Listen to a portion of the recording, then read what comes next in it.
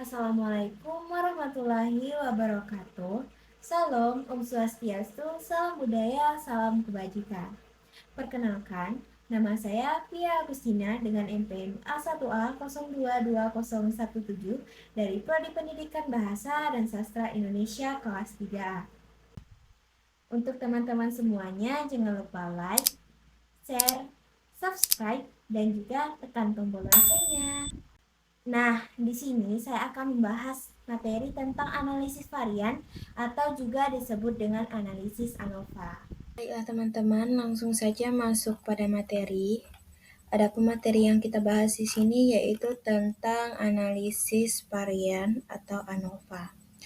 Nah, ini adalah hasil dari uji SPSS yang dimana pertama itu kita mendapat pada kolom deskriptif yaitu interpretasinya pada kolomean diperoleh rata-rata metode diskusi sama dengan 8,25, metode demonstrasi sama dengan 7,00, dan metode eksperimen sama dengan 5,75. Hal ini berarti secara deskriptif, metode supervisi lebih unggul dalam meningkatkan kinerja pegawai dibandingkan kedua metode lainnya. Selanjutnya itu, pada tabel deskriptif ini sudah tercantum nilai-nilainya di sini. Nah, selanjutnya itu ialah pada tabel test of homogeneity of variant. Berdasarkan output SPSS di atas, diperoleh angka signifikansi atau probabilitas sebesar 0,534 karena nilai signifikansi 0,946 lebih besar dari 0,05. Maka dapat disimpulkan bahwa varian ketiga metode yang dibandingkan tersebut adalah sama atau homogen. Selanjutnya itu pada tabel ANOVA. Dasar pengambilan keputusan dalam analisis ANOVA itu ada dua. Yang pertama itu jika nilai signifikansi lebih besar dari 0,05 maka rata-rata sama. Dan yang kedua, jika nilai signifikansi lebih kecil dari 0,05 maka rata-rata berbeda. Berdasarkan output tersebut, dapat diketahui bahwa ketiga metode tersebut mempunyai rata-rata yang berbeda secara signifikan karena 0,000 lebih kecil dari 0,05. Mana 0,05 ini adalah hasil signifikan ini terdapat pada kolom. Selanjutnya itu kita akan melakukan pada post hoc test yang di sini ada tabel multiple comparison. Nah, di sini kita masukkan nilai-nilainya.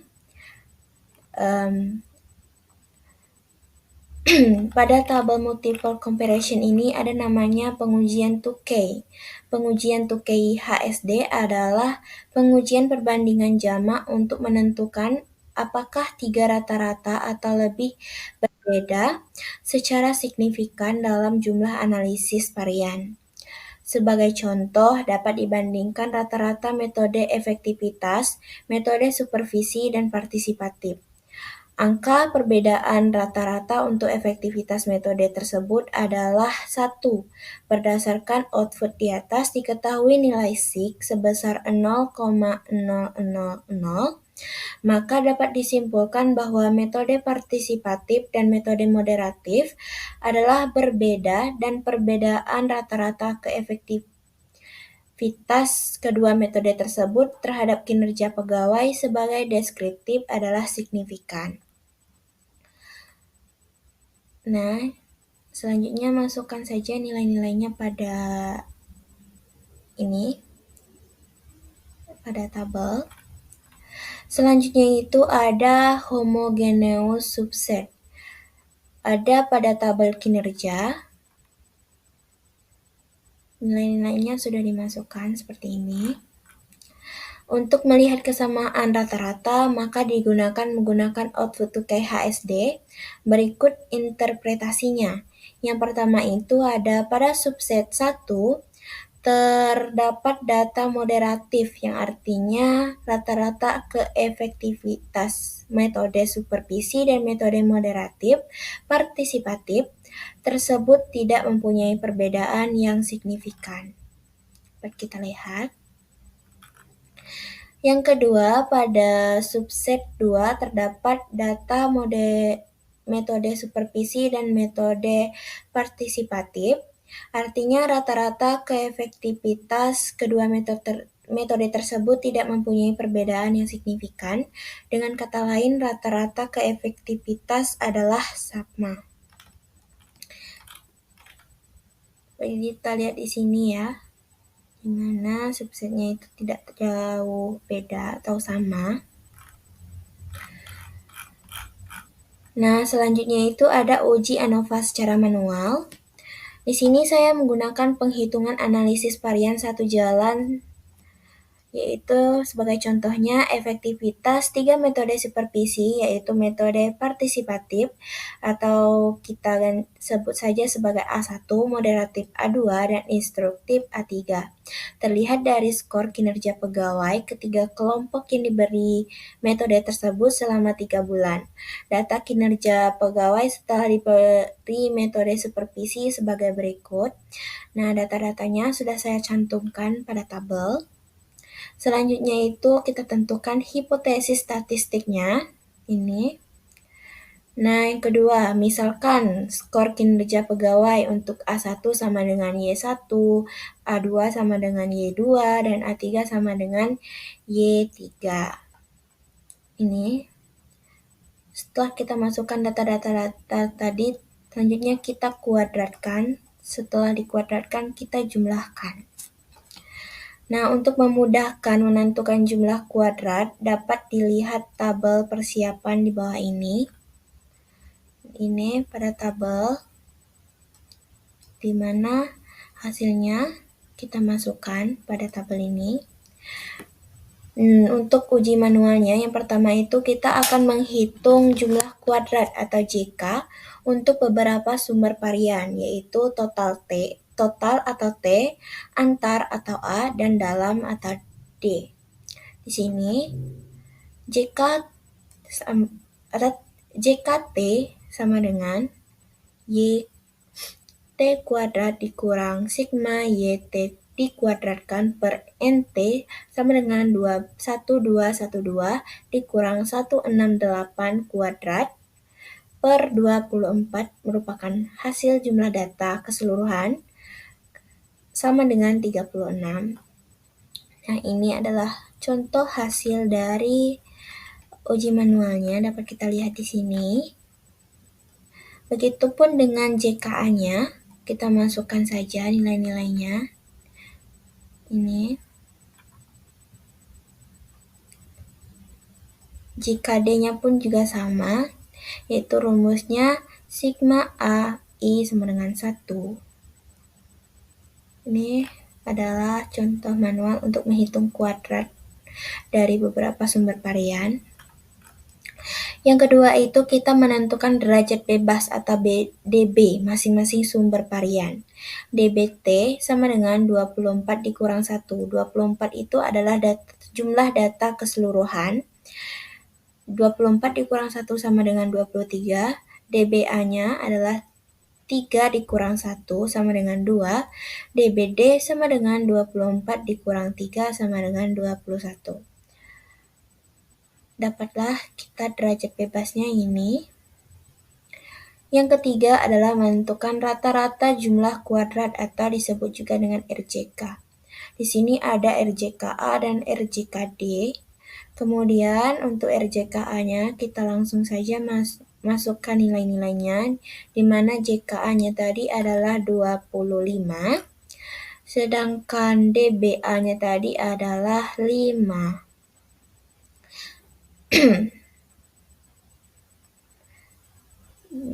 Dapatlah hasilnya yaitu 12,5. Selanjutnya untuk RJKD-nya sama dengan RJKA, di mana RJKD-nya tadi ada 11, DBD-nya tadi 21 ini.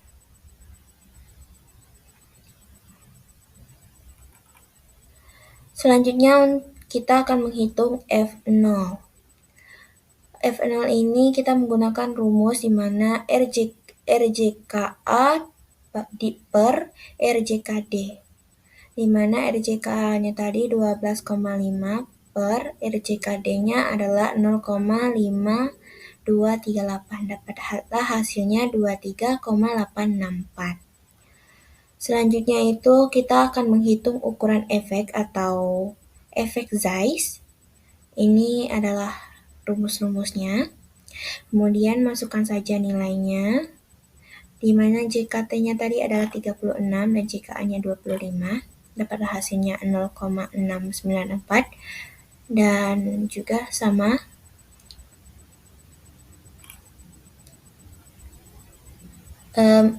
Selanjutnya kita akan menyusun tabel ANOVA satu jalan. Seperti pada tabel ini, kita masukkan hasil yang kita dapatkan tadi pada tabel. Ini, susun. F0A sama dengan 23,864 lebih besar dari F tabel sama dengan 3,47 atau HO ditolak. Hal ini berarti terdapat perbedaan rata-rata kinerja pegawai kelompok pegawai yang diberi partisipatif, moderatif, dan metode instruktif. Dengan demikian, metode supervisi berpengaruh terhadap kinerja pegawai. Besar pengaruh metode supervisi terhadap kinerja sebesar 69,4% atau tergolong efek besar. Selanjutnya itu kita akan melakukan uji lanjut atau post hoc test untuk menguji rata-rata kinerja pegawai di antara kelompok perlakuan. Digunakan uji perbandingan berganda. Terdapat beberapa uji perbandingan berganda yang dapat digunakan sebagai uji lanjut, namun ada penyelesaian soal ini. Uji dapat digunakan uji T dari Dunet dan uji SCAPE. Di mana hipotesis statistiknya ini. Selanjutnya yaitu dengan menggunakan uji lanjut T Dunet. Langsung saja masuk ini rumusnya. T dalam kurung A1 dikurang A2 sama dengan YI dikurang YJ per akar RJK D dikali 1 per NI ditambah 1 per NJ. Ini sama di mana T0-nya, T0 untuk A1 dikurang A2. Langsung saja masukkan saja rumusnya, di mana untuk nilai Y1-nya ialah 82,25 dikurang 7 untuk Y2 per 0,524 dikali 1 per 8 ditambah 1 per 8. Dapatlah hasilnya ini. Sama juga untuk T0A1 kurang A3, masukkan saja rumusnya. Kemudian dapatlah setelah kita melakukan uji lanjut dengan T-Dunet ini, dapatlah kita T-tabnya adalah T-tabel T 0,05,21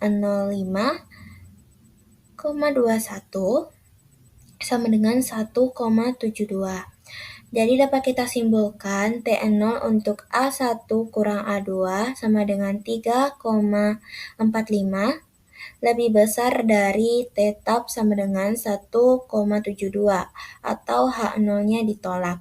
Dengan demikian, kinerja pegawai yang diberi metode partisipatif lebih tinggi daripada yang diberi metode moderatif. T0 untuk A1 dikurang A3-nya sama dengan 6,91 lebih besar dari T-tab sama dengan 1,72 atau H0 ditolak. Dengan demikian, kinerja pegawai yang diberi metode partisipatif lebih tinggi daripada yang diberi metode instruktif. Dan yang ketiga yaitu T0 untuk A2 dikurang A3. sama dengan 3,45 lebih besar dari tetap sama dengan 1,72 atau H0 ditolak. Dengan demikian, kinerja pegawai yang diberi metode moderatif lebih tinggi daripada yang diberi metode instruktif. Selanjutnya itu uji lanjut dengan step. Ini rumusnya. Nah, dari tabel ANOVA diperoleh F-tabel sama dengan 3,47. Pada alfa sama dengan 0,05, RCKD sama dengan 0,524, dan jumlah kelompoknya adalah 3, maka nilai kritis mean difference adalah MD12 sama dengan 3 dikurang 1 dikali 3,47 dikali 0,524 dikali 1/8 ditambah 1/8 sama dengan, dapatlah hasilnya 0,953. Sama, untuk MD13-nya pun angkanya sama, untuk MD2 dan 3 juga sama, dan hasilnya pun sama. Sedangkan nilai perbedaan rata-rata atau mean difference dapat dilihat pada tabel berikut. Nih, dengan kriteria jika lebih besar MDIJ, maka HO ditolak, sebaliknya HO diterima. Dapat kita simpulkan di sini ialah yang pertama, MD12 sama dengan 1,25 lebih besar dari 0,953 atau HO ditolak. Dengan demikian, berarti kinerja pegawai yang diberi metode partisipatif lebih tinggi daripada yang diberi metode moderatif. Yang kedua yaitu untuk MD13 sama dengan 2,50 lebih besar dari 0,953 atau H0 ditolak. Dengan demikian, kinerja pegawai yang diberi metode partisipatif lebih tinggi daripada yang diberi metode instruktif. Dan yang terakhir adalah T0 untuk A2 dikurang A3 sama dengan 3,45 lebih besar dari T tabel sama dengan 1,72 atau H0 ditolak. Dengan demikian, kinerja pegawai yang diberi metode moderatif lebih tinggi daripada yang diberi metode instruktif. Nah, teman-teman, mungkin itu saja yang dapat saya sampaikan dan jelaskan. Semoga apa yang disampaikan bermanfaat untuk teman-teman semua. Terima kasih. Nah, mungkin itu saja yang dapat saya sampaikan. Saya tutup. Wabillahi taufiq wal hidayah. Wassalamualaikum warahmatullahi wabarakatuh. See you the next video.